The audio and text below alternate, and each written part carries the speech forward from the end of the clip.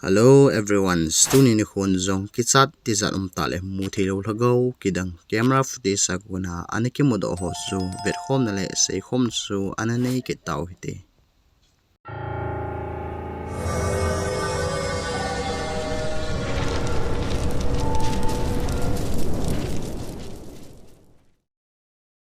akhat channa in Instagram lama zoldan kiti pahin zan khat achate ni to alup pen in amain zong video anakap le na hi le thilam dang ta khat hi anamudo in hi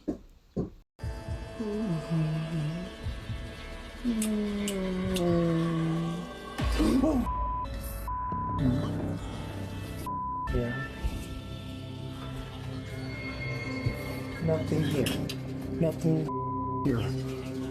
Oh my god, oh my god, legit goosebumps. Oh my god.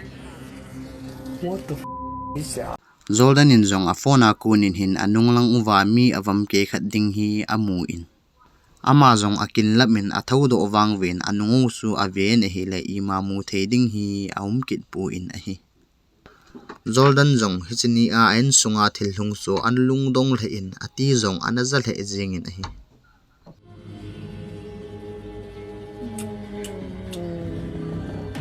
Oh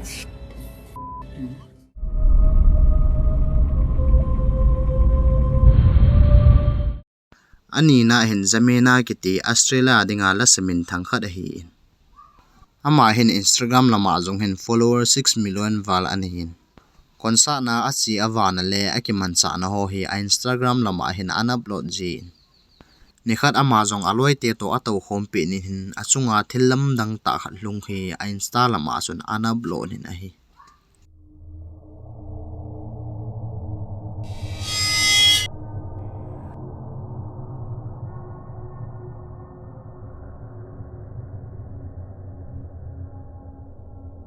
Zamenan zong anung lama kun hin mi khat hin a hin tham dan in khun a he zamin ama zong akin lamin akinung hei wang ve ama lungge la he anunga hi mi khat to hi kisela preng a hin bol ham tin zong hin agelin a hin la aven hi le ima mu theding hi aum puin a hin nangin na mu them a video clip hi even a hi la ama hi amo kin to kilewin a hin aman zong hi chi video hi Insta lama upload hin sun a fen so mi khat chun hi chi thilam dang ta hi a hin mudo in a hi hilaya hin veleu han azit lama aling ko a hin khut khat hi akimu in chule avei langa aluchang dona azong hin khut khat hi akimu in a hi aman zong hi chi thilam dang ta atu le amu do chu phat cham khat pi hi aneki chadanin a hin phat ahung chi chi na he la amain zong a hin sumilin hi chi ti lo paranormal lang sangkiti hi anung upload tapu na hi chule nangin hila khot ni ki mu hi ipi na gin mo em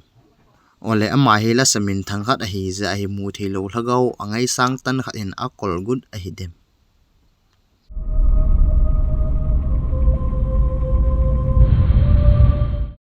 athum channa in tiktokal melody rose kitinu hin tiktok ading in hin video an semin amain jong perfume chung changa hin a holi min a hi le hilaya chun hitabang thilam dang ta khat hi an hlungin a hi will have you needing to beat off men, beat off, pause, but you know what I mean, like, you won't have to beat them. Let me rethink this. I can still smell you. What is that? Bitch, this. And I keep buying the Discovery sets, one because they're cheaper, two because this brand has so many scents that I'm like, which one do I even love? Like, I don't know. I'm leaning towards the Arabian Tonka, I think that's how you say it. hilaya ama a holim pen hin ake hello sapang ogin khatin hey melody atigin hi ake zana hi Beat off, pause, but you know what I'm like, which one do I even love? Like, I don't know. melody in zong ai na hetabang ogin ho su I ma het phala za phain anei puin ama in zong video tha khat hi asimin topic tha khat hi asai kin a hi le hilaya wangson ama in zong a hin za in a hi ogin khat hin melody za thei khop se nin melody hi a hin kawin melody zong an hawin melody zong hi video upload nin chun a viewer so chun mu thilo Lhagao khat hin avela hi uma ama chan ham gin hi a tho jing hin te tin chun a sayuvin a hin mi kon khat chun melody hin Amazon a ma function khu a koma hi akikoya hi chu hunging ji hin te tin chun a sayuvin a hin melodin jong hi cho aman lo le anei lo thu chu a sei na hi. Another thing, Alexa, I don't have an Alexa. Chuzong lama function Alexa hi loading dan so ama hin a holim na hin ama min melody hi aneki min pha pun a hin la ogin kisa sun ama min melody hi a hin kowin a hi. Achute hele ipi chu ipi hi ya I chu hi diham ti chu I het jing do ka ta sanin a hi.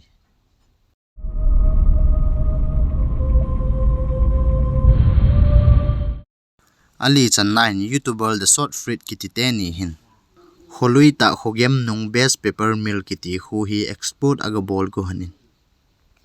Hichi pepper mill kiti holui hi kum zakhat wal hitain ahona alama Amsterdam kiti dam pilin ta khat hi an chim hla ji na hi. Hosung zo si hi an su sit a hi in mi jong somsagi le git lang hin thina an tu in a hi. Sule amani hi paranormal lang sang chi pi mi jong a hi han point hita vlog ho si ma wa le mai mai a hi hanin. Amanin jong pepper mill khuluya alut masang hanin chun hichlai vela seng local mi khat chu akimu pi hanin a hi le. Hichmi pa jong chun hichlai mun chu a gimnei dan le athil tu ho jong chu a sein a hi. That place is haunted. Oh yeah, most definitely. The paper mill's haunted because I went there the one night. Me and my buddies, we all went over there, and like something ran behind us. No kidding. On Snapchat, like he caught it on camera and everything. Amani loi cha jong a chi pe hanin nilha ni hlum kun lamin hislai in sung in vel asun awa le hanin a hi le hitabang thillam dang ta hi analhungin a hi. Oh goodness. And let's go down there and see what's happening. You want to go down there? Absolutely. Let's do it. Okay. Hold on, I want to get that lower, closer down here. There's a bone on the beaver dam there. Good. Holy sh! See it right there? What is it? A bone. Bone. I don't see it. Oh, it is. What the f? Holy smokes.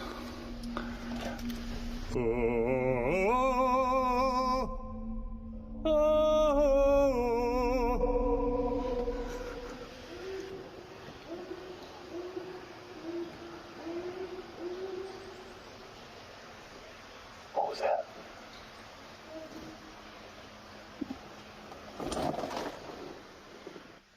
Hello?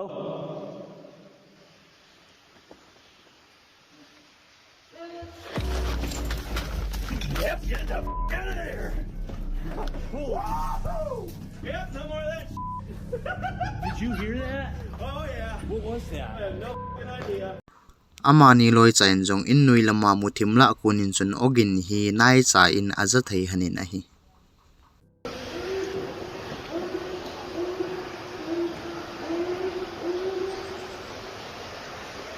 What was that? Apat na ha mi kon khat chun wa cha elule sumbu pi hin te tagging moloi jong umin a hin ani chan na ha mi hoi tai nga ya hi le hin mi khat hi ki thu pi na ngai cha ta hung eudanin akilangin a hi.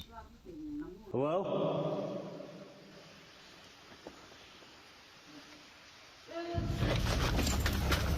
Yep, get the f out of there! Hilaya thu do khat chu ba cha hi dinga hi la I de ba cha chu mi hi ma ku na leng mang lo hi la ogin chu hung nai diu a hi jeng dem. Amani loi cha jong hi chi ogin chu a hung nai diu phat in hilaya kun chun a hung jam do hanin a hi. Nangin hi chi ogin ki za chu ipi ogin hin tenati em. Ole hi chi Amsterdam chim kuma thi ho Lhagao su a hi jeng dem.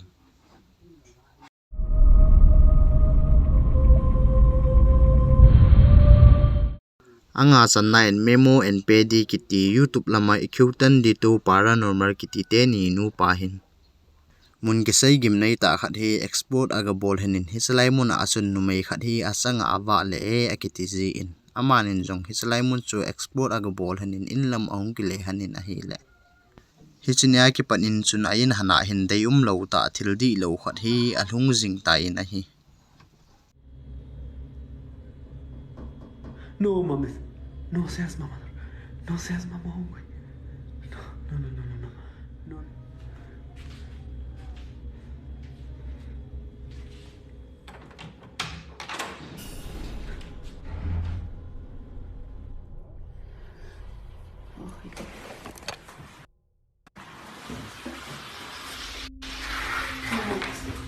What mueves? No sé, lo grabas. Aquí estamos nosotros. Memo le pedin agin chat dan hanin chun export bola a chini hana chun hi chi numei Lhagao kisai gimnei chun a in chan hana hi a hin zui lut han hi tan te tin chun amani hin aging sa hanin a hi chule zan ting zong le hin a in sung ba in thil gil le husan gin ho hi aza ji vin a hi ¿Quién eres y qué quieres?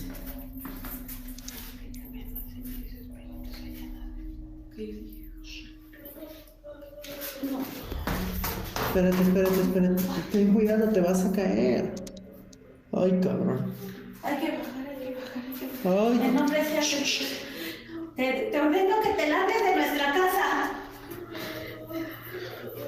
¡Oh, la madre! amani nu pan zong a in sung hana chun mi ka gil le husan gin hi aza hanin memo in zong a in sung la cho hoi dewin aga vechilin a hi le ima mu theding hi aum kit pu in a hi chule het dekha chu amani nu pa hin a in sung wa thil lung hi proof do te ding ti a YouTube live an a board ji han a hi in a hin ima hi an capture do zo ji han lo a hi zan khat zong hi thil gil a gol git a hung kit ta in a hi la amani in zong live a bol hanin a hi la hila chun thil lam dang ta khat hi an capture kha hanin a hi Espérame aquí. Yo te ordeno en nombre de nuestro Señor Jesucristo que te alejes, que te vayas. Ellos. No tienes cabida en este hogar. Te despojo. Lárgate. Ser inmundo. asu kumna hana hen lam dang te in window a hen mi khat hi akimu in a hi he che window nei second floor a hi in mi mo zong komana ko nin chun he che thil lam dang ta su a viver son a hen sei pi vin a hi En la ventana. ¿En esa? ¿Qué hijo? En la ventana de las escaleras. Esa.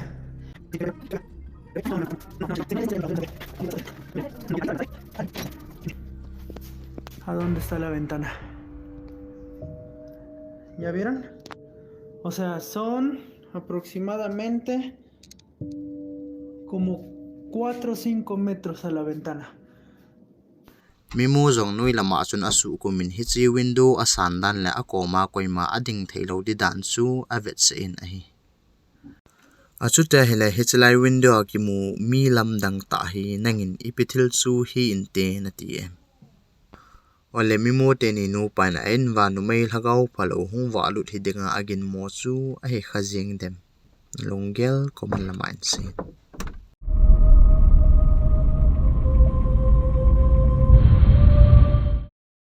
agup chan na hen museum mun khan ai thil anasu lam dang ta khat a hi in hichelai security guard pan jong jan 7:30 pm vel a hen amain jong CCTV footage so chu a check len a hi le hi tabang thil lam dang ta khat hi amodo in a hi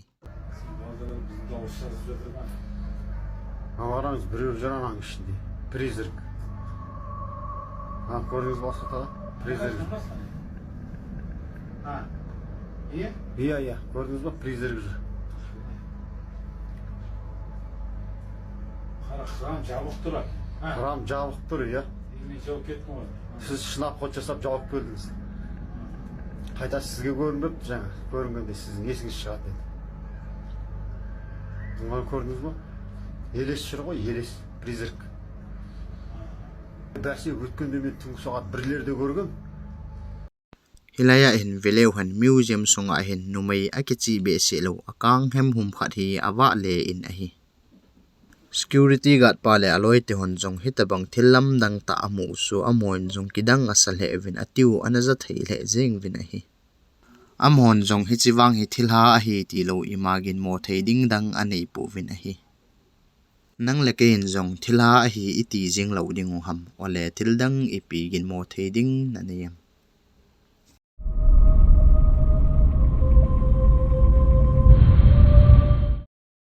asagi channa hin YouTuber the builder explorer kitipa hin fans kama hin akimang ta lo in lui ta khat hi export anabolin aman zong akimang talo in lui sunga achun video le limla the chan chu anala in a video a chei kunin a main zong a hum khana a holim na achun hitabang thil hi aniki modoi hin a hi.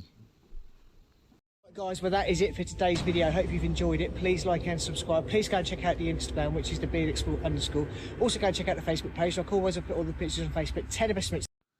Hilaya hin veo le hen anung lama window apal da hi akimolo thil khat hin a hin lui to hi akim uthein a hi chuzong le ama hen a video hi YouTube lama upload zonungin a viewer so khat hin in lui sunga awale pe nin hin ama hen amu do lo thil khat hi anako mu pi in a hi.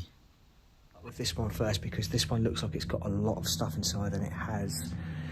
I've got some more photographs here. Look, the ceiling is completely covered in mould. Bit of condensation up in the corner again. Look at this, the cupboard completely filled with clothes still. Wow, absolutely amazing. Look at that, it looks as if something's been climbing in. Oh God, I mean, and the bag just hit my leg. I thought someone tapped my leg. It looks as if something's been climbing in here. Namu them nangin hece almera mirror reflection akuni hin anung lama palda ke khai anui lama hin mi khat ke seldan in hin mi keng khat hi akimuthein a hi a hin ama pain zong a camera a hin le tol lamin hin hichi keng su anum tapu in a hi chuzong le hichlai room sung ahung lunin jang chu hichi keng su anum pu in a hi Albert Explorer lin ima head ole mudo ananei lo wangin hin ama hin paranormal hi ni weizen hi ane capsule kha a hi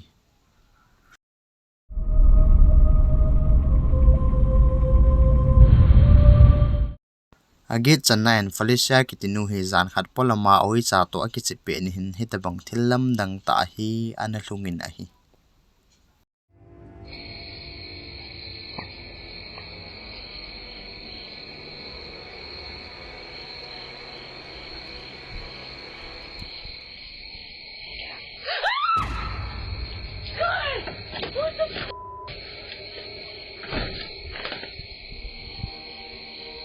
Felisa jong polama awi cha to akichimin ama jong chamkhat adina a phone a mele pe ni hin anung lama hin a ke hello ogin khaden get out a hin ti a video kunin jong he thevin a hi Felisa hi isange kina ki cha ham ti chu Felisa jong chu ki cha te in awi cha jong don talowin in sungla asun akiwa lut ta in awi cha jong chu lungdong te in akengai tu dat dunin a hi hisi thil so hi nangin ipi iti hintena tm ole mu theilo lhagao wale lampi khat hi Felisa hen atin pi kha a hi jing dem